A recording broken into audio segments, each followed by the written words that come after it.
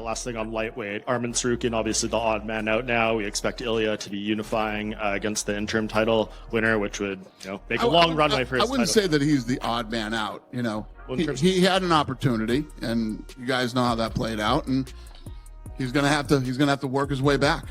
I don't give a shit what the number says. He's gonna have to work his way back. There's just too much goes into this for those type of things to happen. We had a little. We were talking back in my room tonight, and we were talking about all the crazy shit that's happened over the last 20-something years. But you can't do that. You can't get the opportunity, and then it can't end that way. So he's got to work his way back. Listen, the man in charge, Dana White, is still visibly frustrated with the #1 contender, Arman Tsarukyan. And let's be real, we all know exactly why Tsarukyan is desperately chasing that elusive title fight. Dana hasn't forgotten what went down at UFC, and he's making it crystal clear that the Armenian fighter needs to go back to the drawing board and truly earn that shot again, especially now with the dynamic duo of Paddy Pimblett and Justin Gaethje already locked in for their own title contention clash. White has explicitly stated that Tsarukyan standing in this division needs a serious rebuild. He needs to stack up more wins and really prove himself, given that his last big opportunity didn't quite go according to plan. The boss is suggesting that the lightweight title picture isn't just about showing up, it demands unwavering consistency and demonstrated readiness. Fighters, he stresses, must undeniably earn their place at the top rather than just being handed a shot. This unequivocally reinforces that Arman will have to put in the hard graft to claw his way back into that title contention conversation. What do you think about the whole Tsarukyan situation with him being on the outside right now? What's your opinion on that? Yeah, I mean, sucks to be him, honestly. Leave it at that. It is what it is. I mean, no, the kid is a problem. There's no doubt about it. This is a crazy game, and he's going to get his chance. So. Interestingly, Justin Gaethje, a man known for his brutal honesty, actually expressed a bit of sympathy for Arman Tsarukyan, missing out on that coveted title shot. He even went as far as describing Tsarukyan as a problem, which coming from Gaethje is undoubtedly meant in a highly complimentary way, a nod to Arman's formidable skills in the octagon. Gaethje was quick to note that despite this current setback and the frustration it must cause, he genuinely believes Arman's chance will absolutely come in the future. It's just a matter of time and continued effort. Do you think, because of what had happened with the Islam Makhachev fight, even though he just beat Dan Hooker, he headlined, he's kind of been, slid out of the way? It's not even just that though, is it? You know what I mean? People talk about my last 3 wins. Yeah, it's on Tony Ferguson, he was on his way out. But Dariush looks about 65. You know what I mean? He's got a full head of grey hair. He beat Dariush. He didn't beat Charles Oliveira. A lot of people didn't think he won that fight. On his way out to the cage, he punched a fan. Got banned. UFC probably had to pay a big fucking fee for the fella not to sue him. He then got his title shot and, I've got a bad back. Fucking got beat by back pain when really he probably just couldn't even make weight. Sits out for fucking, 11 months. Gets offered the fight in the meantime against Gamrot, says no. When if I ever got offered the fight against someone who'd beat me, I'd be taking that fight immediately. Then fights Dan Hooker, headbutts him at the weigh-in. No, so nearly ruined another main event. You can understand why he's not in that position. In stark contrast, Paddy the Baddy Pimblett is loving this decision and hasn't held back an ounce of criticism aimed at Arman Tsarukyan. He's been openly mocking Arman's past choices and performances, pulling no punches. Pimblett specifically called out Arman for what he perceives as a clear avoidance of a fight with Guram Kutateladze. And then there's that controversial Dan Hooker fight, a matchup that Pimblett highlights despite Hooker's notoriously weak grappling, implying Tsarukyan struggled unnecessarily. He's even gone so far as to question the legitimacy of some of Tsarukyan's previous wins, suggesting many in the MMA community didn't quite agree with the judge's decision. Beyond the cage, Pimblett pointedly brought up Arman's controversial behavior, including that infamous incident where he punched a fan. He wrapped up his critique by blasting Tsarukyan for what he sees as constant delays and a string of excuses when it comes to taking fights, all while emphatically stating that he would have accepted those challenges without a moment's hesitation. This is Arman fought, this is Topuria fought, this is, when I fought Makhachev, Arman was supposed to fight for the title, and he f***ed up the division. That's the truth, you know. Yeah. If he had fought that night, the division would keep going. But now we have Topuria going through divorce or something like that. He doesn't want to fight, but it is what it is. They have Justin Gaethje versus Paddy Pimblett. To me, this is going to be the paper champ. That, you know, that's not a undisputed champ, and doesn't make any sense to do this interim belt because Topuria will be the champion anyways. Yeah. So whoever gets the belt now have to face Topuria for the unification of the belt. So to me personally, doesn't make any sense. The fight should be #1 contender. But why UFC did that? Because they solve a lot of problems with that, because Justin Gaethje was saying if he didn't get the title shot, he would retire. However, offering a completely different take, the outspoken Renato Moicano firmly believes that Arman Tsarukyan's failure to secure his much-anticipated fight with Islam Makhachev has in essence brought the entire lightweight division to a grinding halt. Moicano passionately argues that the division could have seen significant progress and clarity if that crucial matchup had actually materialized. And now, with the undisputed champion Ilia Topuria currently sidelined for deeply personal reasons, this highly publicized Gaethje versus Pimblett interim title fight just feels to Moicano completely meaningless. He didn't mince words, calling it a paper champ situation and openly questioning the entire necessity of an interim belt, when in his eyes, Ilia Topuria is the rightful legitimate champion who should be holding the undisputed title. I thought I was going to fight on this Jan 24th card, so I was preparing for Ilia for a couple of weeks, to be honest, just doing bits of training for him. And then obviously we got told it's Justin, Ilia's not fighting, so obviously me and Ilia mightn't like each other, lad, but I wish him nothing but the best with all his family shit. It's nothing to do with fighting. But when I win this belt, I'm the champ for now. I don't care if it says interim on it, I'm the champ, he's out the cage, I'm the champ. Moreover, despite all the chaos, Paddy Pimblett has gone on record to declare that he unequivocally considers himself the true champion of the lightweight division. He makes it clear that for him, the interim label means absolutely nothing. While he acknowledges the obvious tension and ongoing rivalry with Ilia Topuria, he's also made a point of wishing Ilia well personally, setting aside their professional differences for a moment. However, he emphatically insists that the moment he wins this upcoming belt, he is the champ, especially with Ilia currently sidelined and unable to compete inside the cage. Obviously me and Ilia mightn't like each other, lad, but I wish him nothing but the best with all his family. It's nothing to do with fighting. But when I win this belt, I'm the champ for now.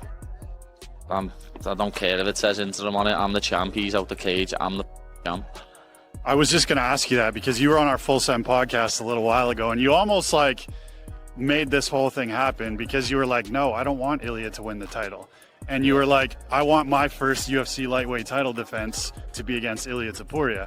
So the way things have panned out, you're viewing this fight against Justin Gaethje as the actual UFC lightweight title. Yeah, that's it. Because that's the belt what's in front of me, you know what I mean? I'm not going to do a Justin and throw it on the floor and say I'm waiting for the real one.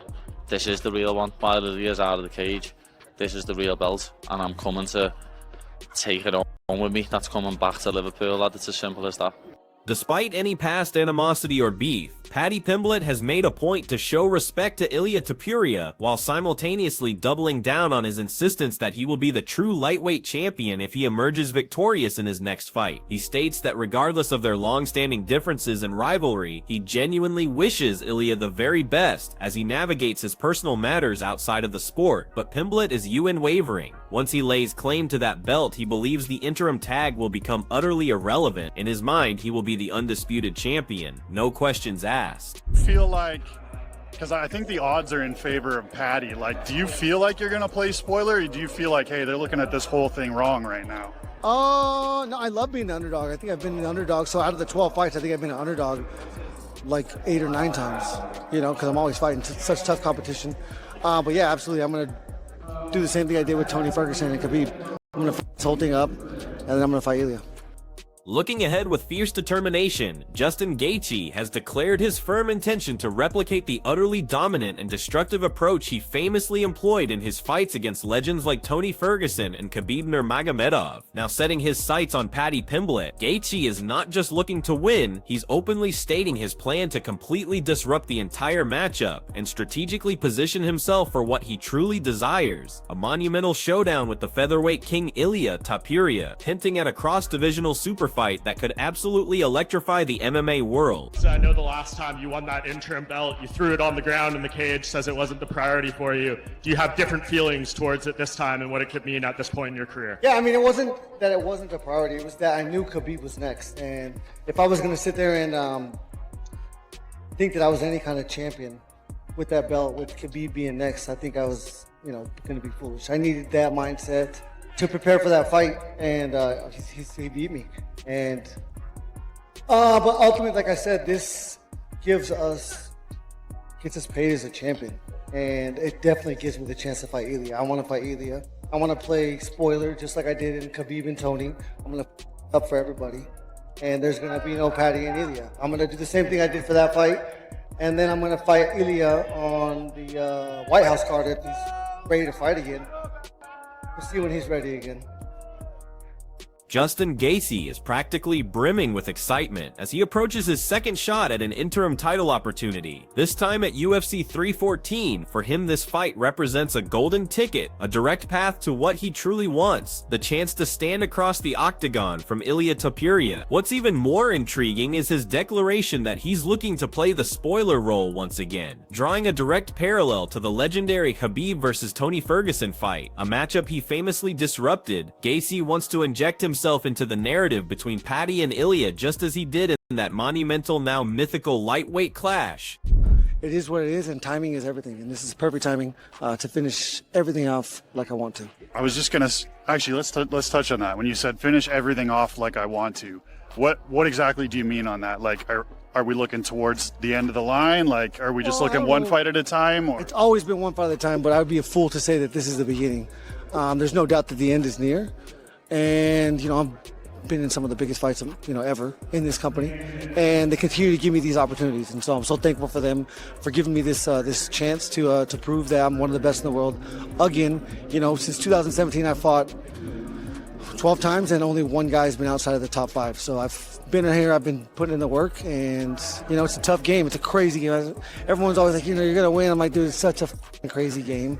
I'm going to be as ready as I can, and I'm going to give, 100% max effort. And this is what it is. In a candid moment, Justin Gaethje also openly acknowledged a poignant reality. His illustrious MMA career is undeniably heading towards its twilight stages. Yet despite this awareness, he vehemently insists that he will continue to pour every ounce of his being into the sport, giving his absolute all until the very, very end. He eloquently articulates his philosophy of focusing intently on just one fight at a time, promising the fans and himself that he will always be fully prepared, meticulously honing his skills and strategy, and committed to delivering maximum effort every single time he steps into the unforgiving cage. It's a testament to his warrior spirit as a veteran of the sport. Well, it's a privilege to share the octagon with such a legend, and it's gonna be unbelievable to get in there with him. And as he said, until Ilia comes back, this is the real belt. People call it a fake belt all they want, but until Ilia comes back into the octagon, this is the belt.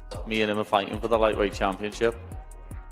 Paddy Pimblett is absolutely unwavering in his conviction, flat out insisting that the interim lightweight title is in reality the true belt at 55 pounds, at least until Ilia Topuria makes his grand return. He doesn't care what anyone else calls it, fake or otherwise, for Paddy. As long as Ilia is out of action, the title belongs unequivocally to him. It's a bold statement showcasing his confidence in his claim to the throne during the champion's absence. At the end of the day, I know how hard it is for a father. Shout out to Topuria trying to figure that out. And I hope he does, I hope he can come back. If it's him coming back at 170, it's him coming back at 170. But, I got unfinished business, so maybe we go up to 172 when he gets that done.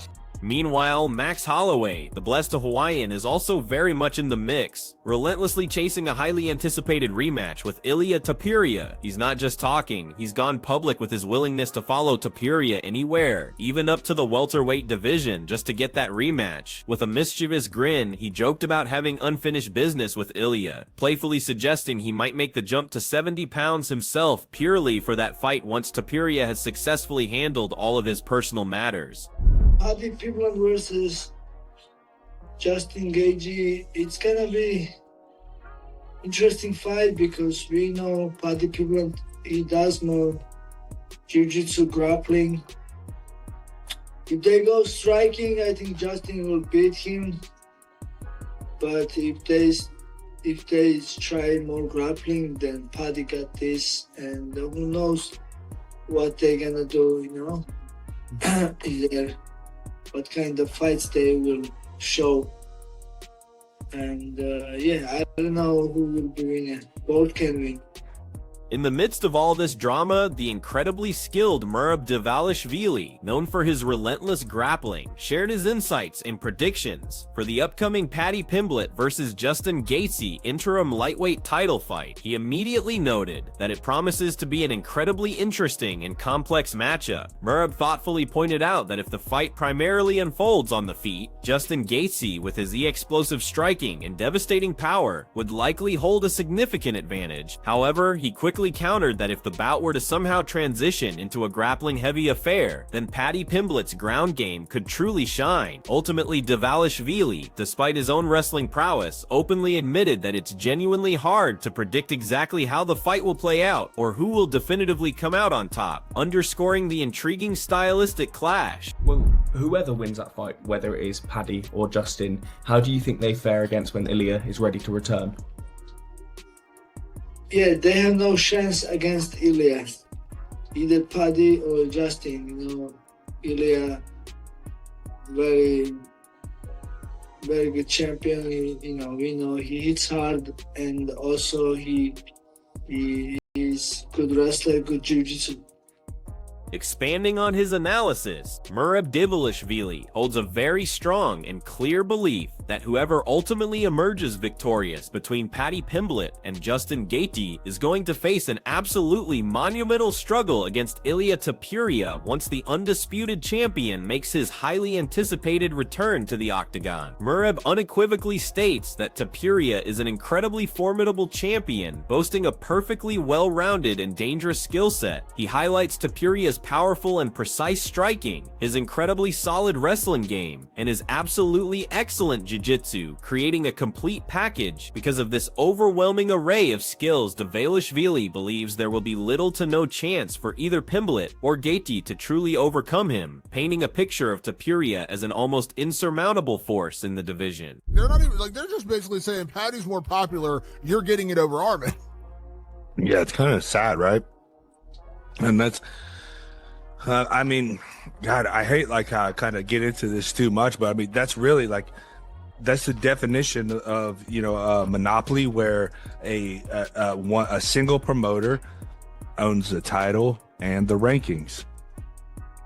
And it's not a good. Shifting gears entirely, Matt Brown, a respected veteran voice in the sport, has come out with sharp criticism regarding the controversial decision to hand Paddy Pimblett a UFC interim title shot, especially over the highly deserving Arman Tsarukyan. Brown openly labeled the decision as disappointing, expressing his belief that it starkly reflects what he sees as a worrying monopoly within the sport, where a single promoter wields undue control over both title opportunities and the official rankings. He meant no words, adding that he firmly believes this kind of power dynamic is simply not healthy for the long-term integrity and fairness of the sport of mixed martial arts. I have to question what it's going to do for the longevity of the sport.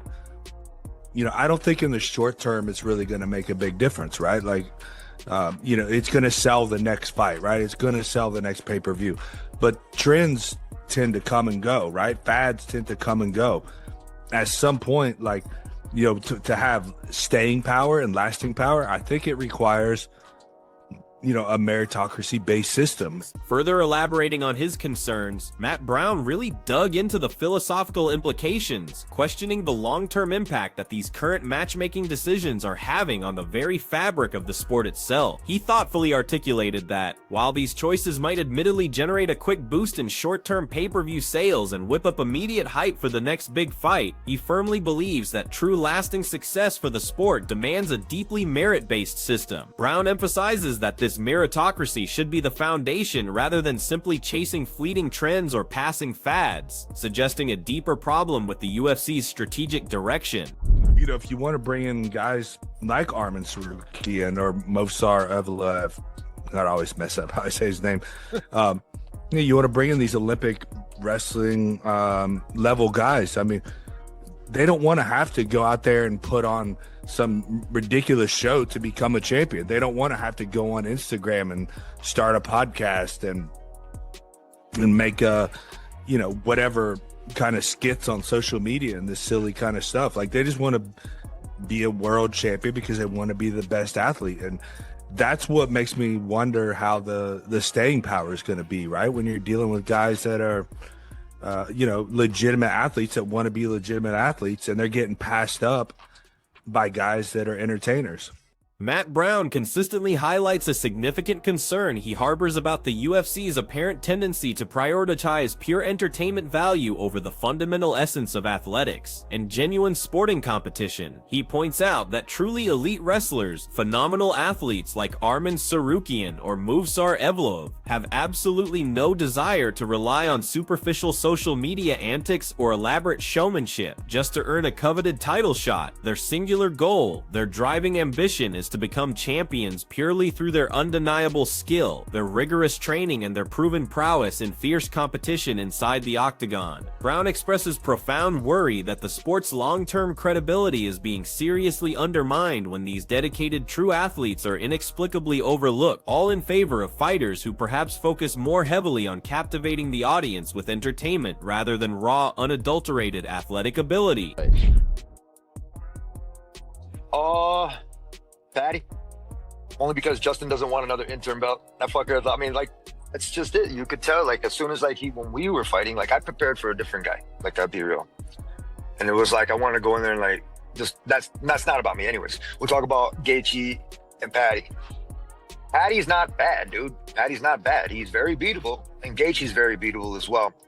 But when it goes into the passion and how upsetting Justin Gaethje has always been about not getting that real title shot, and they just keep dangling it right there again.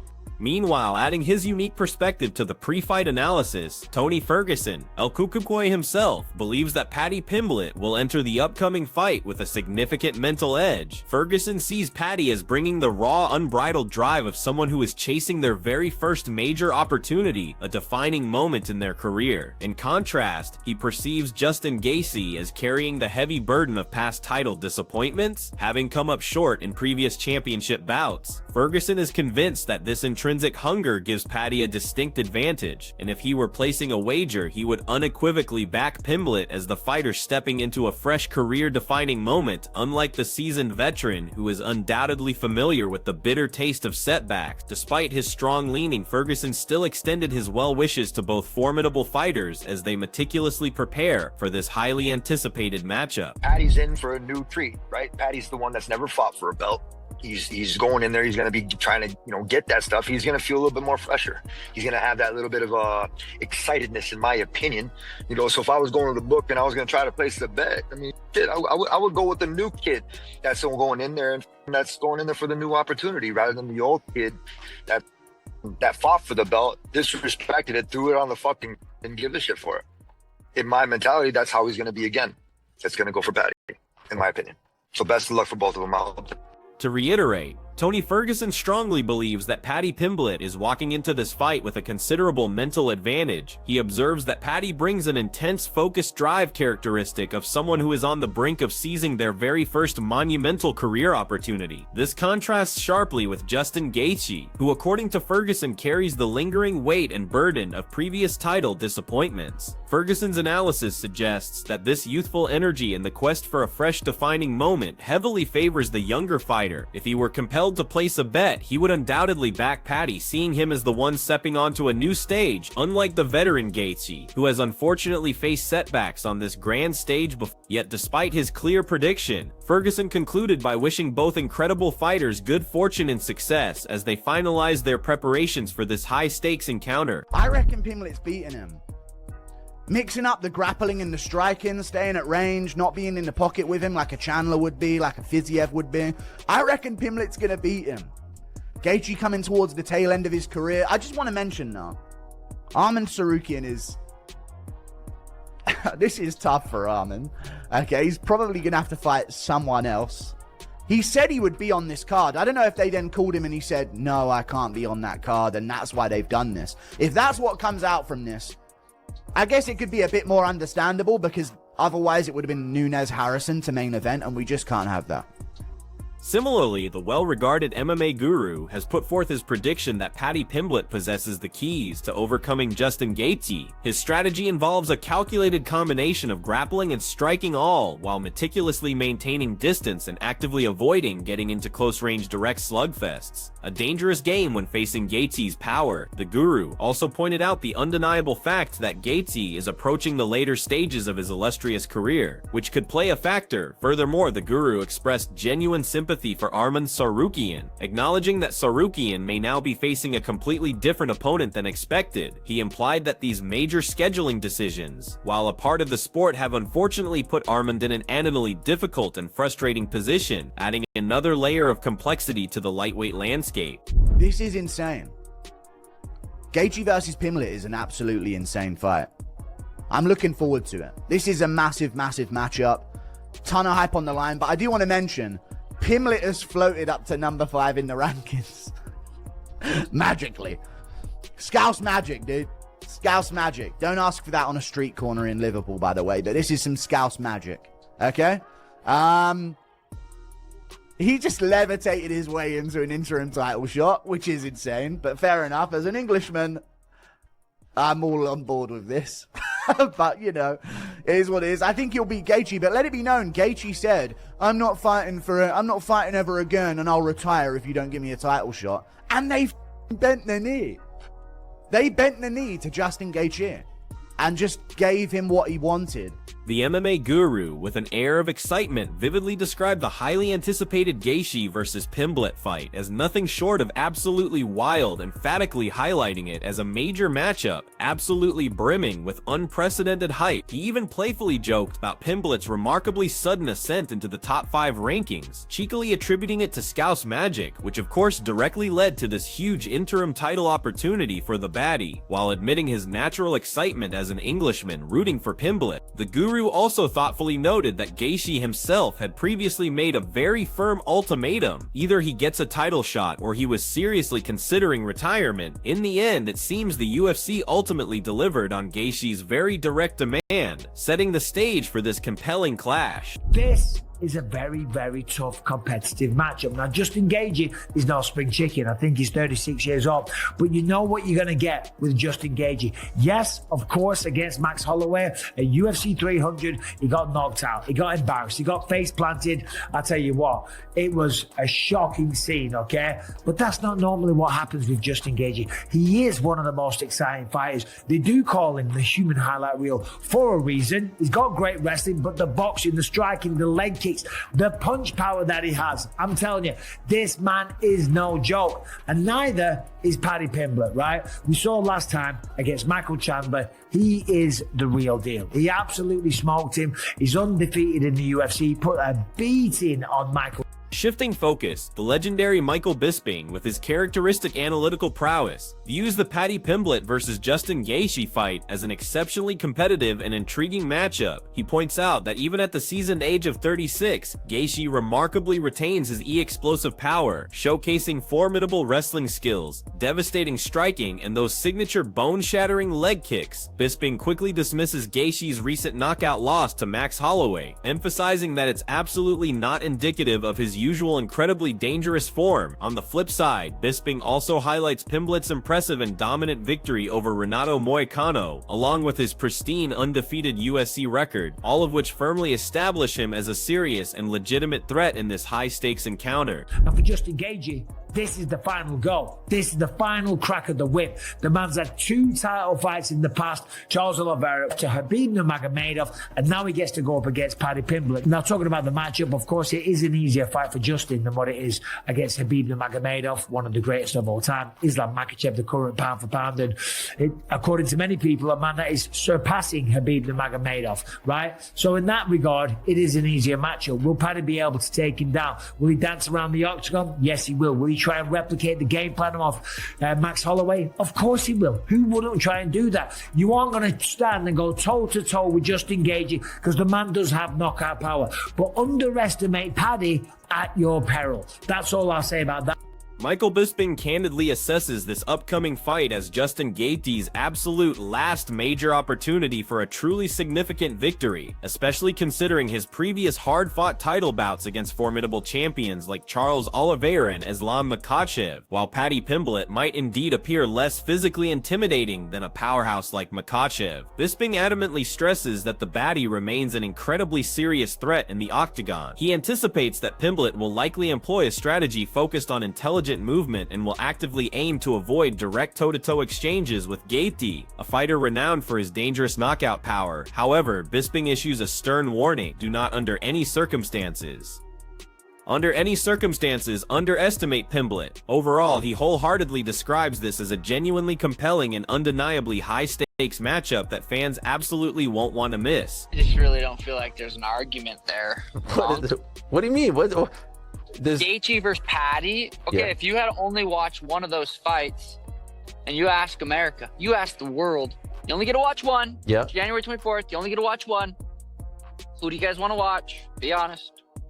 And speaking of phenomenal fights, let's talk about some of the commentary surrounding the UFC's recent booking decisions. There was a fair bit of criticism leveled at the organization for scheduling an interim fight, as the main event, especially when a massive title fight like Kayla Harrison versus Juliana Pena was also on the card. However, none other than Sean O'Malley, the Sugar Show himself, has emphatically backed the UFC's controversial decision to place Justin Gaethje versus Paddy Pimblett as the headliner over the Harrison-Pena Championship clash. O'Malley argues with very little room for debate that if fans worldwide were forced to pick just one fight to watch, the overwhelming majority globally would undoubtedly choose the electrifying Gaethje versus Pimblett showdown. He believes the fan demand simply spoke for itself. Well, that truly wraps up all the electrifying news and insights for today's video, and we genuinely hope you enjoyed diving deep into these discussions with us. We absolutely love hearing your thoughts and predictions, so please don't hesitate to share everything you're thinking in the comments section just below. And as always, if you want to stay completely up to date with all the very latest breaking UFC news, exclusive updates, and in-depth analyses, make sure you hit that subscribe button and join our incredible community. We appreciate you tuning in.